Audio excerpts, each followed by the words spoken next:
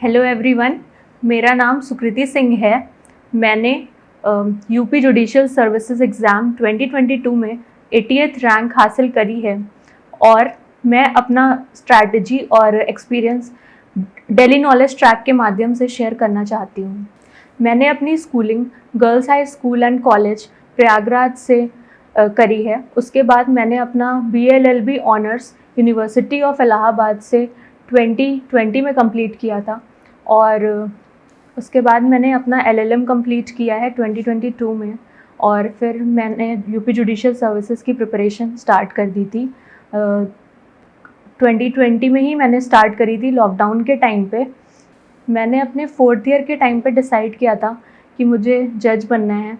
उसके बाद मैं काफ़ी कंफ्यूज थी कि मैं कैसे पढूं। पहले मैंने स्टार्टिंग में खुद से पढ़ने का ट्राई किया था। मैंने बुक से पढ़ाई करी और अपने जो मेरे कॉलेज के नोट्स से थे मैं उससे पढ़ रही थी। फिर ये मेरी पूरी तैयारी 5th ईयर के टाइम पे मैं सेल्फ स्टडी कर रही थी। लॉकडाउन के टाइम पर मैंने परीक्षा मंथन जुडिशियल क्लासेस से अपनी कोचिंग क्लासेस करी थी और I want to give the credit of my success to God and my parents and the coaching institute, the teachers who provided guidance at every step. UP judicial services का exam 3 stages में होता है, prelims, mains और interview. Prelims में 2 paper होते हैं, GS का paper जो कि पेपर 1 होता है और लॉ का पेपर जो पेपर 2 होता है। ये मॉर्निंग और इवनिंग शिफ्ट में सेम डे होता है।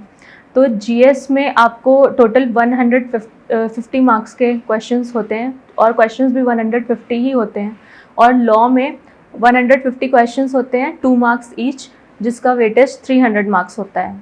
GS के लिए मैंने स्टैटिक पोर्शन के लिए लूसेंट रेफ़र करी थी। उसके अलावा मैंने घटना चक्र से MCQs प्रैक्टिस किए थे और करंट अफेयर्स पोर्शन के लिए मैंने परीक्षा मंथन की ही लक्ष्य मैगज़ीन आती है जिसमें काफ़ी डिटेल में होता है, हमारे UPPCSJ के एग्ज़ाम के अकॉर्डिंग ही वो बुक है। उसमें जितने भी टॉपिक्स हैं करंट अफेयर्स के वो उसी अकॉर्डिंग प्रिपेयर किए जाते हैं जैसे हमारे एग्ज़ाम में आते हैं, तो उससे मुझे काफ़ी हेल्प मिली। उसके अलावा मेरी कोचिंग में रेगुलर टेस्ट होते थे तो मैं टेस्ट सारे देती थी और करंट अफेयर्स की हमें शीट मिलती थी तो मैंने उससे भी प्रिपेयर किया है। करंट अफेयर्स के लिए मंथली मैगज़ीन तो मैंने रेफ़र करी ही, साथ ही साथ अगर आप न्यूज़पेपर पढ़ते हैं तो वो बहुत अच्छी चीज़ है, लेकिन न्यूज़पेपर पढ़ने की मेरी पर्सनली बहुत हैबिट नहीं थी। तो मैं ऑनलाइन जो भी न्यूज़ रहती है, ऑनलाइन ऐप्स काफ़ी सारे मैंने डिफरेंट सोर्सेज से रेफ़र करके कोई भी जो लीडिंग न्यूज़ चल रही होगी वो मैं अच्छे से प्रिपेयर कर लेती थी उस टॉपिक को। GS में जो हिस्ट्री का पोर्शन है, हम लोग जब प्रीवियस ईयर एनालाइज़ करते हैं तो मोस्टली हमें मॉडर्न हिस्ट्री के क्वेश्चंस ज़्यादा दिखते हैं। तो ये चीज़ हमारे साथ हुई थी कि हमने मॉडर्न हिस्ट्री पे ज़्यादा फोकस किया था, लेकिन हमारे साथ जो पेपर पैटर्न था वो ऐसा आ गया था कि उसमें सारे पोर्शन से क्वेश्चंस आए थे, एंशिएंट हिस्ट्री, मिडिवल हिस्ट्री और आर्ट एंड कल्चर से। तो इसके लिए मैं सजेस्ट करूँगी कि आप लूसेंट को अच्छे से पढ़ लें कि आपको एक बेसिक आइडिया मिल जाए कि अगर आपको ऐसे आप फंस जाते हैं पेपर में तो आप उसमें कुछ तो लिख के आए ही। हिस्ट्री के अलावा GS में ज्योग्राफी भी आता है, तो ज्योग्राफी के लिए जो भी कोई आप एक तो लूसेंट आप रेफ़र कर सकते हैं। उसके अलावा अगर आपकी कोई स्कूल टाइम की पास कोई बुक है तो आप उससे भी अपना बेसिक ज्योग्राफी प्रिपेयर कर सकते हैं, उसमें प्रॉब्लम नहीं होगी। बट आप अगर लूसेंट पे स्टिक रहेंगे तो आपको ज़्यादा हेल्प होगा। और ज्योग्राफी के लिए मैंने आज तक कोई अलग से प्रिपरेशन नहीं करी थी। पॉलिटी पोर्शन में मैंने बैराक पढ़ी थी कॉन्स्टिट्यूशन की। उसके अलावा मैंने लूसेंट ही रेफ़र करी थी और मैंने क्वेश्चंस लगाए थे और टेस्ट सीरीज़ प्रैक्टिस करी थी। इसके अलावा आपका इकोनॉमिक्स जो है वो भी लूसेंट में कवर हो जाएगा, बेसिक कॉन्सेप्ट्स, और आप ऑनलाइन भी सोर्सेज को रेफ़र कर सकते हैं बेसिक कॉन्सेप्ट को समझने के लिए।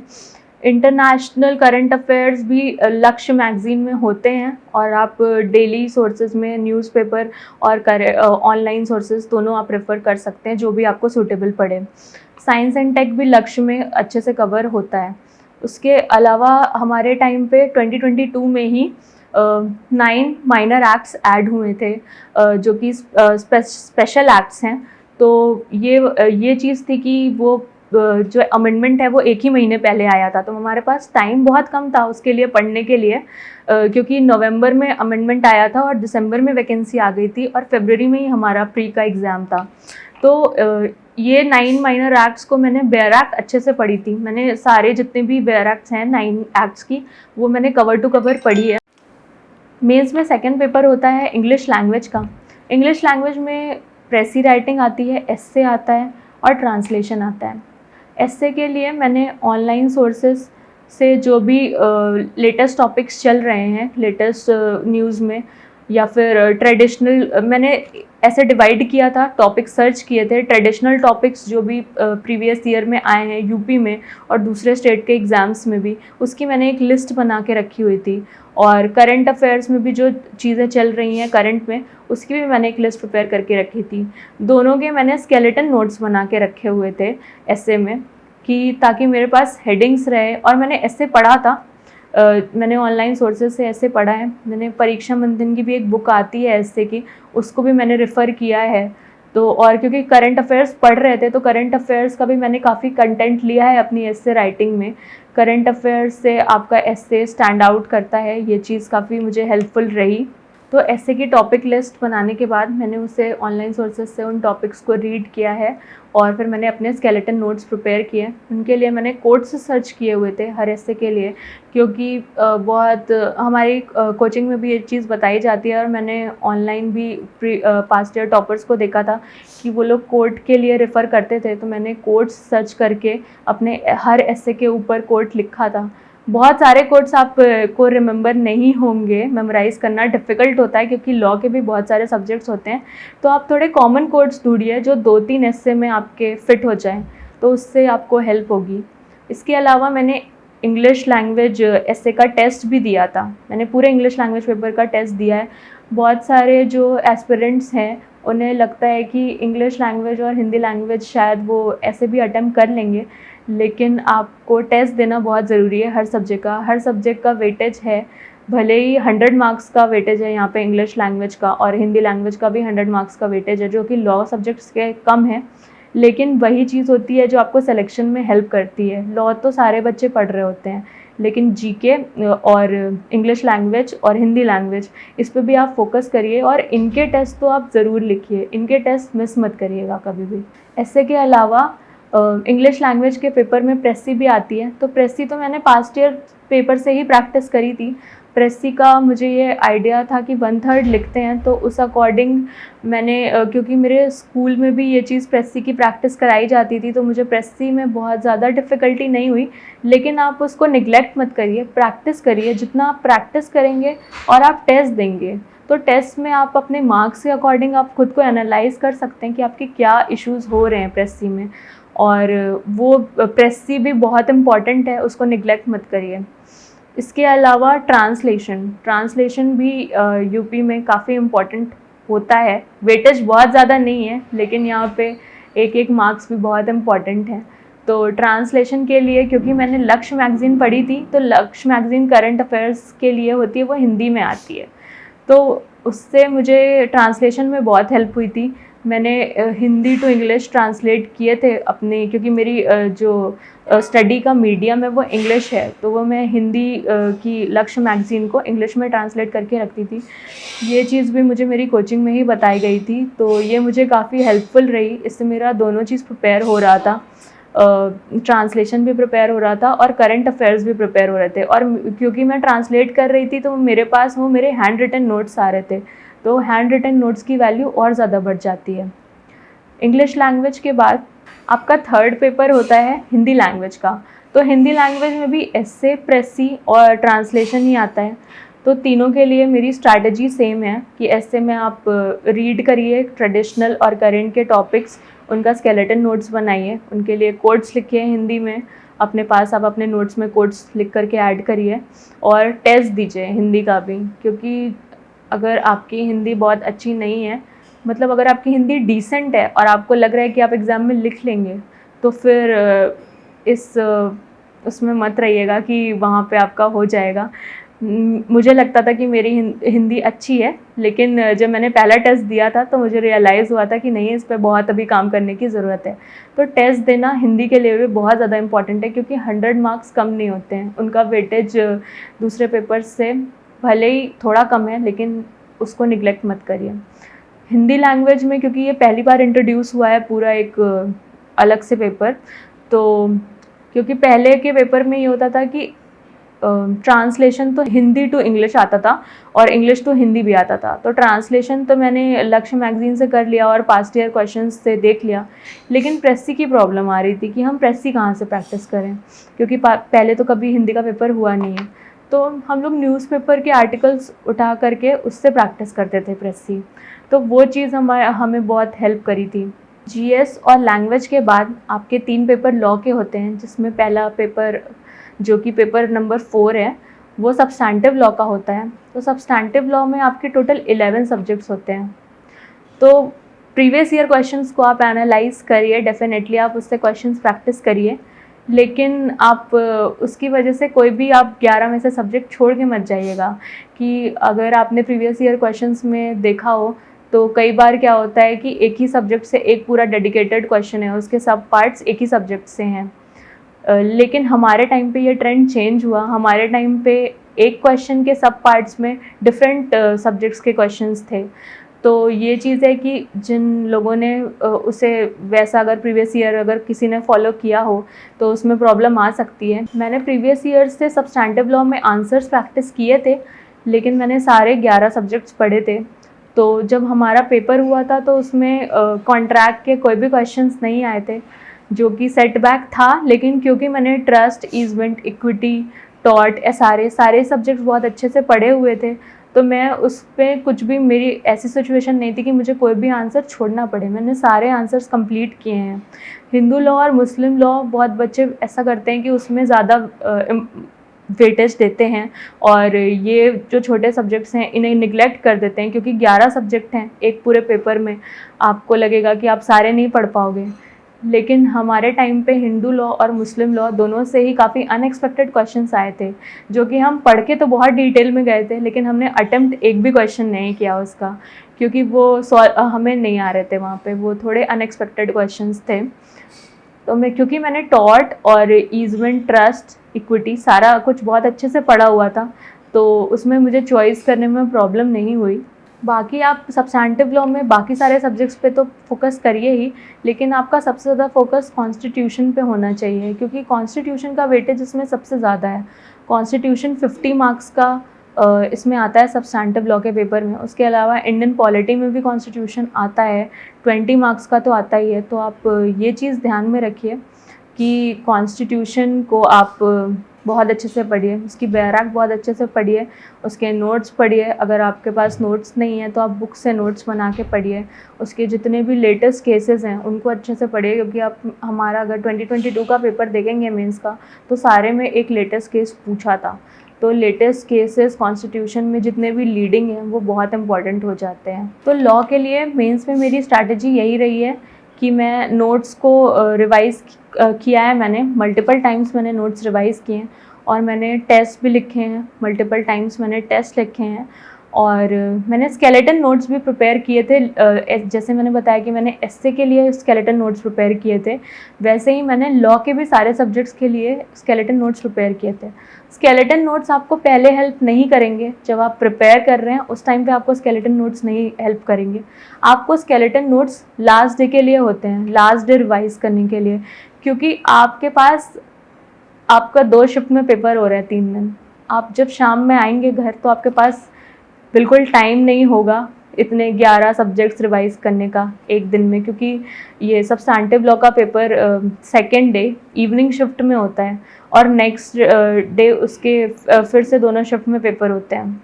तो स्केलेटन नोट्स प्रिपेयर करने का तरीका ये होता है कि आप उसमें जो भी जितने टॉपिक्स हैं, एक आप कोई टॉपिक उठाइए और उसकी जो हेडिंग्स हैं वो आप लिख लीजिए। वो आपकी एक पैराग्राफ से ज़्यादा, मतलब पैराग्राफ में नहीं बोलूँगी, अगर आप कोई A4 शीट पेपर है तो वो आपके हाफ पेपर से ज़्यादा नहीं होना चाहिए, क्योंकि आप उसमें सिर्फ हेडिंग्स लिखिए और केस लॉ ऐड करिए। जो भी आपको उसमें लीडिंग केस लॉ लग रहा है या फिर रीसेंट केस लॉ लग रहा है, लेकिन किसी भी टॉपिक में आप मेरे हिसाब से एक केस लॉ से ज़्यादा ऐड मत करिए। कोई बहुत इंपॉर्टेंट टॉपिक है तो उसको तो वो एक्सेप्शन है, लेकिन जो लेस इंपॉर्टेंट टॉपिक्स हैं उसमें अगर आप एक केस से ज़्यादा ऐड करेंगे तो वो आप ना तो मेमोराइज़ कर पाएंगे, ना आप रिवाइज़ कर पाएंगे, और ना आप वहाँ पे रिप्रोड्यूस कर पाएंगे अपनी आंसर शीट में। तो ये चीज़ है कि केस लॉज बहुत ज़्यादा मतलब इन क्वांटिटी फोकस करने से ज़्यादा आप लीडिंग केसेस और कोई लेटेस्ट में बहुत ज़्यादा लीडिंग केस है तो उसके अकॉर्डिंग ही आप प्रिपेयर करिए। तो स्केलेटन ऐसे प्रिपेयर करते हैं कि जब एग्ज़ाम के जो 3 दिन हैं तो आप सिर्फ वो स्केलेटन नोट्स एक बार को देख लेंगे तो आपके अंदर कॉन्फिडेंस आ जाएगा कि हाँ ये मेरी हेडिंग्स हैं और मैं ऐसे लिख लूँगी। या फिर अगर आपको केस लॉज जैसे भूलते हैं तो वो आप लास्ट मोमेंट उनके नाम देख के जाएंगे तो वो आपको याद रहेंगे एग्ज़ाम हॉल में, उसमें आपको कोई प्रॉब्लम नहीं होगी। और क्योंकि स्केलेटन नोट्स इतने छोटे होते हैं कि मेरे जैसे मैं कॉन्स्टिट्यूशन के बताऊं कि मेरे कॉन्स्टिट्यूशन के 10 पेज से ज़्यादा स्केलेटन के नोट्स नहीं हैं। तो आपको अगर ये चीज़ रिवाइज़ करनी है पहले दिन पहले दिन आपका जीएस का पेपर होगा, फिर इंग्लिश लैंग्वेज का पेपर होगा। जब आप शाम में आएंगे तो आपको 11 सब्जेक्ट पढ़ने हैं नेक्स्ट डे के लिए, कॉन्स्टिट्यूशन पेपर के लिए, सब्सटैंटिव लॉ वाले पेपर के लिए। तो उसमें जब आपके स्केलेटन नोट से आप पढ़ोगे तो आपका रिविजन भी हो जाएगा, कॉन्फिडेंस भी आएगा और आप पैनिक भी नहीं करोगे कि आपने कोई भी सब्जेक्ट को छोड़ दिया है आखिरी दिन। मेंस में जो पेपर 5 होता है वो प्रोसीजर और एविडेंस का होता है। तो उसमें प्लेन WS आता है और जजमेंट राइटिंग उसके ऑप्शनल में आता है। इसके अलावा CPC, CRPC और एविडेंस से भी आपको क्वेश्चंस अटेम्प्ट करने होते हैं। तो आप प्लेन WS और जजमेंट राइटिंग में से चूज़ कर सकते हैं कि आपको क्या लिखना है। मैंने प्लेन WS को चूज़ किया था क्योंकि मेरे मेंटोर्स ने हमें यही गाइड किया था, क्योंकि CPC, CRPC और एविडेंस भी है। तो अगर हम जजमेंट राइटिंग को ये करेंगे फोकस, तो क्योंकि जजमेंट राइटिंग क्रिमिनल जजमेंट होती है और अगर उसमें कन्विक्शन का वो आ जाता है क्वेश्चन तो वो बहुत लेंथी हो जाएगा और बहुत टाइम टेकन हो जाएगा। प्लेन WS आप अच्छे से हेडिंग्स में लिख सकते हैं और वो जल्दी कंप्लीट हो जाता है, उसमें बहुत प्रॉब्लम नहीं होती है। ये मेरा जो है वो मेरा पर्सनल एक्सपीरियंस भी रहा है। उसके अलावा मेरे मेंटोर्स ने भी मुझे यही गाइड किया है कि प्लेन WS को ही आप प्रेफर करिए। मार्क्स में कोई बहुत डिफरेंस नहीं आता है, लेकिन आप अपनी स्ट्रैटेजी ऐसी रखिए कि आप प्लेन WS अगर आप अटेम्प्ट करेंगे तो आपको अगर स्पीड की प्रॉब्लम है तो आपका पेपर छूटने वाली पोजीशन नहीं आएगी। प्लेन WS पे मैंने फोकस रखा था, मैंने उसकी प्रैक्टिस करी थी, लेकिन मैंने जजमेंट राइटिंग को भी कम्प्लीटली निगलेक्ट नहीं किया था क्योंकि मेरी हमेशा से ये स्ट्रैटेजी रही है कि जो सिलेबस है मैं उसको पूरा पढ़ती हूँ। सिलेबस में जितनी भी चीज़ें लिखी हैं वो मैं हर एक चीज़ को कवर करके पढ़ती हूँ, क्योंकि वो प्रीवियस ईयर क्वेश्चन आपके लिए एक रेफरेंस के लिए होते हैं, लेकिन वो ना तो आयोग सोली रिलाई करता है, ना आपको सोली रिलाई करना चाहिए उन पे। तो मैंने जजमेंट राइटिंग का भी फॉर्मेट देखा था, मैंने जजमेंट राइटिंग भी 1-2 में प्रैक्टिस करके गई थी कि मुझे उसमें अगर मैं फंसती हूँ कि प्लेंट कोई ऐसी आ रही है कि मुझे नहीं आ रहा है और जजमेंट राइटिंग ईजी आई है तो मैं जजमेंट राइटिंग अटेम्प्ट कर पाऊँ। मेरे टाइम पे एक चीज़ और हुई कि पहली बार फ्रेमिंग ऑफ इश्यूज़ ऐड हुआ। तो फ्रेमिंग ऑफ इश्यूज़ क्योंकि मैंने पास्ट में दूसरे स्टेट्स की भी प्रिपरेशन करी है, तो जजमेंट राइटिंग में सिविल जजमेंट राइटिंग की भी मैंने प्रिपरेशन करी है, तो फ्रेमिंग ऑफ इश्यूज़ का फॉर्मेट वहाँ से मुझे पता था और मुझे पता था कि फ्रेमिंग ऑफ इश्यूज़ में क्या लिखते हैं। तो आप भले ही अगर आप प्लेन WS को फोकस कर रहे हैं लेकिन आप जजमेंट राइटिंग को कम्प्लीटली निगलेक्ट मत करिएगा, क्योंकि हमारे यहाँ पे हमारे टाइम पे 2022 में 10 या फिर 15 मार्क्स का शायद पूरा फ्रेमिंग ऑफ इश्यूज़ भी आया था प्लेन WS के साथ। तो वो चीज़ अगर मैंने जजमेंट राइटिंग प्रैक्टिस नहीं की होती तो वो मार्क्स मुझे नहीं स्कोर कर पाती मैं उन्हें। इसके बाद पेपर 5 में CPC, CRPC और एविडेंस होता है। तो लॉ की जो मेरी स्ट्रैटेजी रही है वो इसके लिए भी कुछ अलग नहीं है, इसमें भी यही है कि मैंने बैर एक्ट को मल्टीपल टाइम रिवाइज़ किया है, मैंने अपने क्लास नोट्स को भी मल्टीपल टाइम रिवाइज़ किया है, मैंने आंसर राइटिंग प्रैक्टिस की है, मैंने स्केलेटन नोट्स बनाए हैं। तो CPC, CRPC, एविडेंस तीनों में मैंने ये चीज़ करी है। एविडेंस और CRPC मैंने कवर टू कवर बैर एक्ट पढ़ी है और CPC मैंने कवर टू कवर नहीं पढ़ी है। CPC के मैंने इम्पॉर्टेंट चीज़ें जो भी मेरे क्लास में बताए गए थे मैंने उन्हीं को रेफ़र किया है। मैंने एक जनरल आइडिया सीपीसी में सारे ऑर्डर्स का लिया कि कुछ अगर अनएक्सपेक्टेड आ जाता है और मैं फंस जाती हूँ उस चीज़ में, तो मैं उसे ब्लैंक ना छोड़ूँ, अटेम्प्ट करके आऊँ। लेकिन मैंने सीपीसी पूरा नहीं पढ़ा है। इसके अलावा मैंने सीआरपीसी और एविडेंस पूरा पढ़ा है।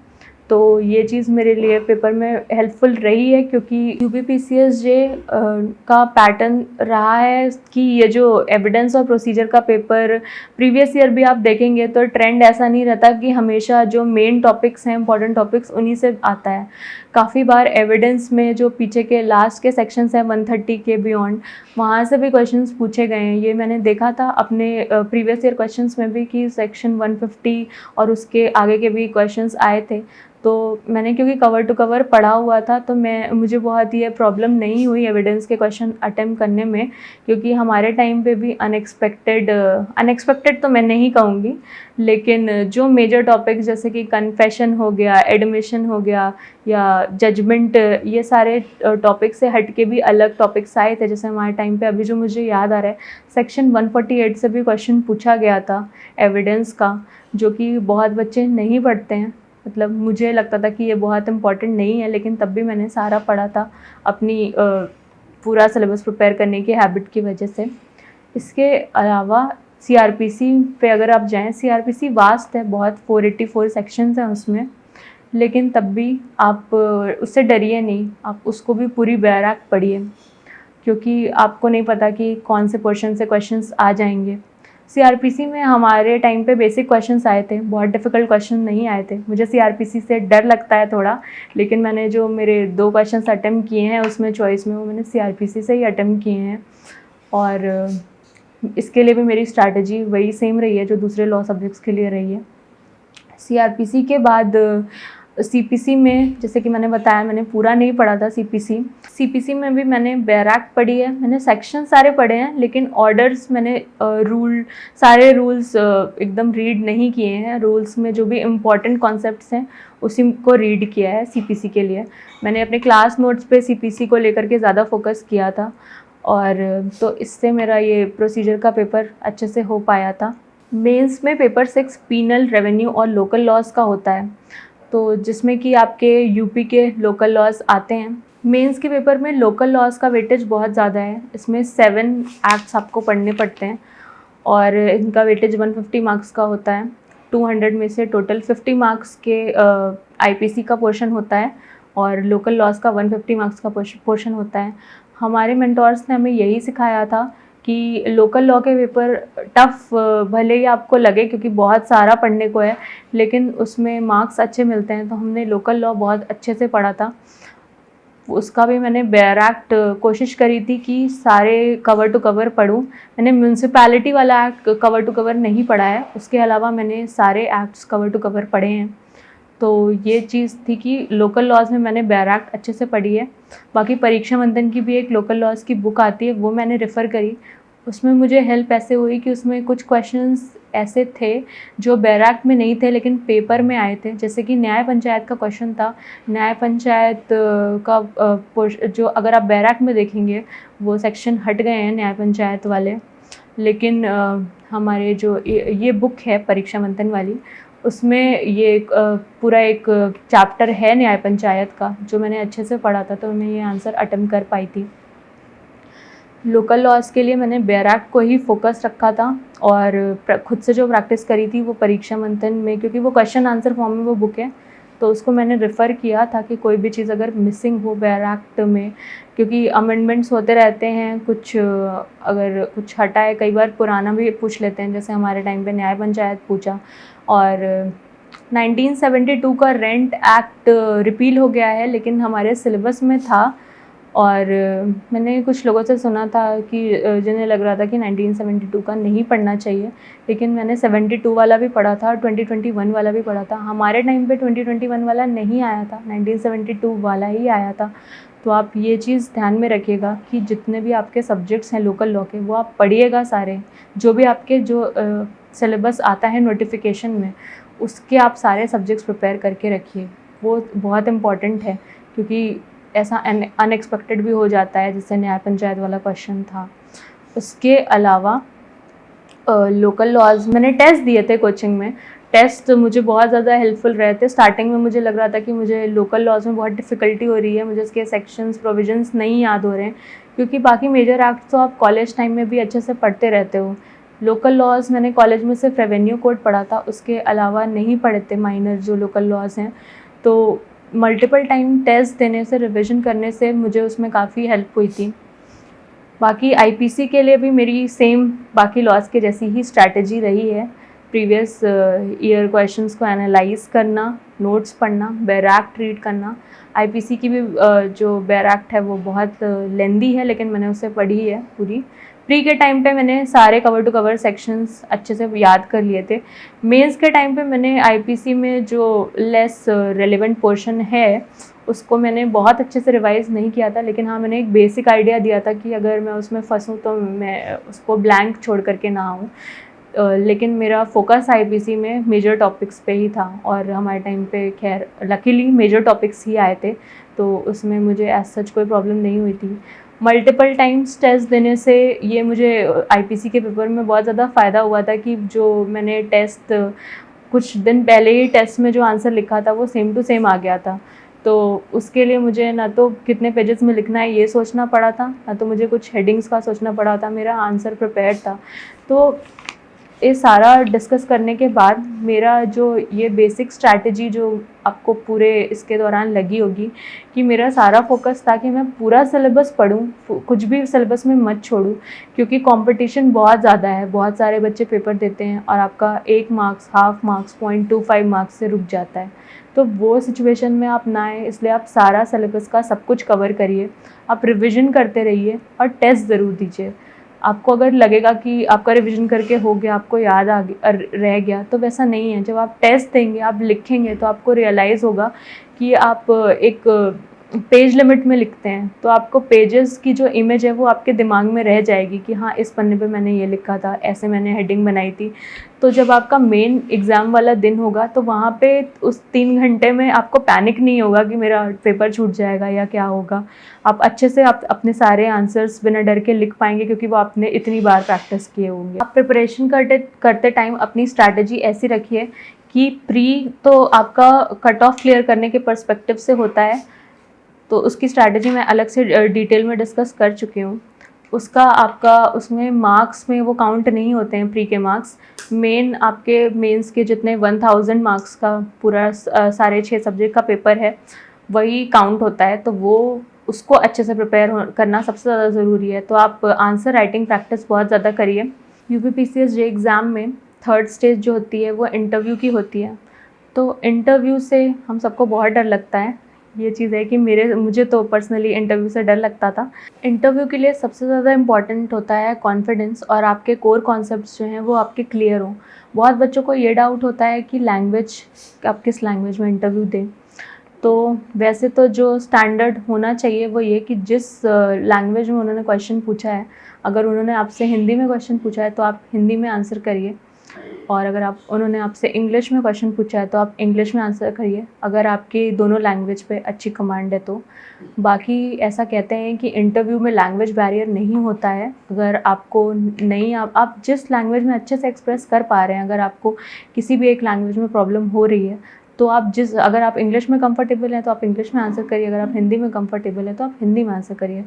मेन चीज़ ये है कि आपसे वो बहुत कोई डिटेल में वहाँ पे सेक्शंस नहीं पूछेंगे या एकदम आपसे आंसर राइटिंग जैसा नहीं पूछेंगे। आप जैसे कि क्लास में टीचर्स हमें पढ़ाते हैं तो हमें वो कॉन्सेप्ट समझ में आता है, वैसे ही आपको वहाँ पे अगर जो भी क्वेश्चन वो आपसे पूछ रहे हैं आपको वो कॉन्सेप्ट बताना है, उसके जो भी एसेंशियल्स हैं आपको उसको बताना है।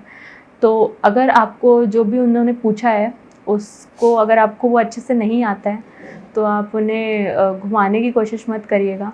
आप स्ट्रेट फॉरवर्ड हम्बली आप डिनाई कर सकते हैं, आप बोल सकते हैं कि आई कैन नॉट, अगर आपको नहीं आता है तो आप बोल सकते हैं कि आई कैन नॉट रिकॉल, और अगर आपको आइडिया नहीं है तो आप कह सकते हैं कि I am not aware of this topic. और तो ये चीज़ है कि आप हम्बली डिनाई करने में आपके मार्क्स नहीं जाएंगे। इंटरव्यू पर्सनालिटी का टेस्ट है और नॉलेज का भी टेस्ट है, डेफिनेटली वो आपके कोर कॉन्सेप्ट से ही आपका पर्सनालिटी जज करेंगे। लेकिन अगर आपको वहाँ पे नहीं आ रहा है तो आपको, अगर आप उसमें बोल दे रहे हैं कि आपको नहीं आ रहा है तो उसमें कोई प्रॉब्लम नहीं है। मेन चीज़ इसमें यहाँ पे आपको कॉन्फिडेंस ही है। इसके अलावा इंटरव्यू में जो सबसे एक इम्पॉर्टेंट चीज़ होती है कि आपका एक्सप्रेशन, आप अपना एक्सप्रेशन जो है वो कांस्टेंट रखिए। आपको जो आंसर आ रहा है उसमें वो आप एकदम बहुत खुश होकर आंसर मत करिए, और जो आपको आंसर नहीं आ रहा है वो ऐसा नहीं लगना चाहिए कि आप डर गए हैं, आपको नहीं आ रहा है या फिर आप बहुत दुखी हैं। आपको नहीं आ रहा है तो आप अपने कांस्टेंट एक्सप्रेशन से ही, अगर आप ऐसे हल्की सी स्माइल करके आंसर कर रहे हैं सारे थ्रू आउट, तो आप वो स्माइल के साथ ही बोल दीजिए कि आपको नहीं अभी रिकॉल हो रहा है। और तो ये एक्सप्रेशन वेरिएशन बहुत ज़्यादा नहीं होना चाहिए इंटरव्यू में। ये चीज़ हो गई इंटरव्यू की। तो इंटरव्यू में कैसे अपीयर होते हैं ये मैंने बताया। इसके अलावा इंटरव्यू में आपको क्या पढ़ना है, तो इंटरव्यू का कोई सिलेबस नहीं है। वो आपसे न्यूज़पेपर का चंद्रयान पूछ सकते हैं, जो कि अगर हमारे टाइम पे जैसे चल रहा था, उसी दिन जिस दिन मेरा इंटरव्यू था उसी दिन चंद्रयान की लैंडिंग थी। तो वो खैर मेरे से नहीं पूछा गया, लेकिन हाँ मैं वो पढ़ के गई थी।